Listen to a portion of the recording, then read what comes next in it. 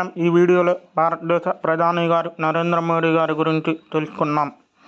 1950 September 17న Gujarat వాద్నగర్లోని దిగువ మధ్యతరగతి కుటుంబంలో జన్మించారు. ఇతని తల్లిదండ్రులు దామోదర్ దాస్ మోదీ, హీరాబెన్ దంపతులకు మూడవ సంతానంగా జన్మించారు.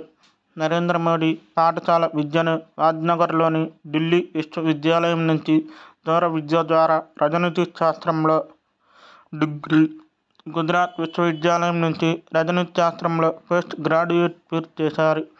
విద్యార్థి దశలోనే ఆర్ఎస్ఎస్లో చేరి వాద్నగర్లోని స్వయం సేవక్ శాఖలకు వెళ్ళేవారు. 1970లో అహ్మదాబాద్ చేరుకొని ఆర్ఎస్ఎస్లో చేరి అతి కొద్ది కాలంలోనే కీలకమైన బాధ్యతలు చేపట్టారు. ఒక మారుమూల గ్రామంలో తేనీరు అమ్మడం ద్వారా ప్రారంభమైన అతని జీవితం కాలక్రమంలో అనేక మలుపులు తిరిగింది. మోదీ తన తల్లి హీరాబెన్ సోదరి వాసంతితో నుంచి మంచి అనుబంధం ఉన్నది. హీరాబెన్ 2022 డిసెంబర్ 30న చనిపోయారు. రాష్ట్రంలోనే అప్పుడే బలపడుతున్న ఆర్ఎస్ఎస్ సంస్థ గుజరాత్ గ్రామీణ ప్రాంతాల్లో విస్తరణకు వచ్చిన వకీల్ సాబ్గా ప్రసిద్ధిగాంచిన లక్ష్మణరావు ఇనాందార్ ద్వారా ప్రారంభమైన వాద్నగర్ శాఖల్లో స్వయం సేవక్గా ప్రవేశించారు. మోదీ ఉన్నత పాఠశాల విద్యను పూర్తి చేసి 17 ఏళ్ల వయసులోనే దేశ పర్యటన నిమిత్తం ఇల్లు వదిలి మధ్యప్రదేశ్, ఉత్తరప్రదేశ్, బీహార్ రాష్ట్రాల మీదుగా పశ్చిమ బెంగాల్లోని కోల్కతా, డార్జిలింగ్ వరకు వెళ్లారు.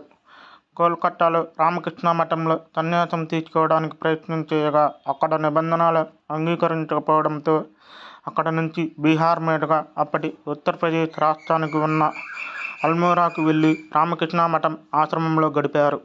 అలా 17 నుంచి 20 ఏళ్ల వయసులో ఉత్తర భారతంలో ముఖ్యమైన ప్రాంతాల్లో పర్యటించి అక్కడి పరిస్థితులను ఆకళింపు చేసుకున్నారు.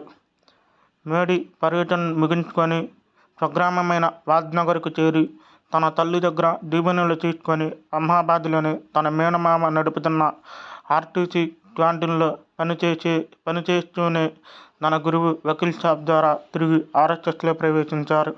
వకీల్ సాబ్ అనుచరుడుగా అనతి కాలంలోనే అహ్మదాబాద్ దగ్గర సంఘ్ శాఖల్లో అందరికీ సుపరిచితుడయ్యారు. 1972 గుజరాత్ రాష్ట్రం విశ్వ హిందూ పరిషత్ తలపెట్టిన సాధు పరిషత్ కార్యక్రమ బాధ్యతలను, సభా కార్యక్రమాలు వకీల్ సాబ్ తరపున విజయవంతంగా నిర్వహించి ఆర్ఎస్ఎస్ పెద్దలు దృష్టిలో పడ్డారు.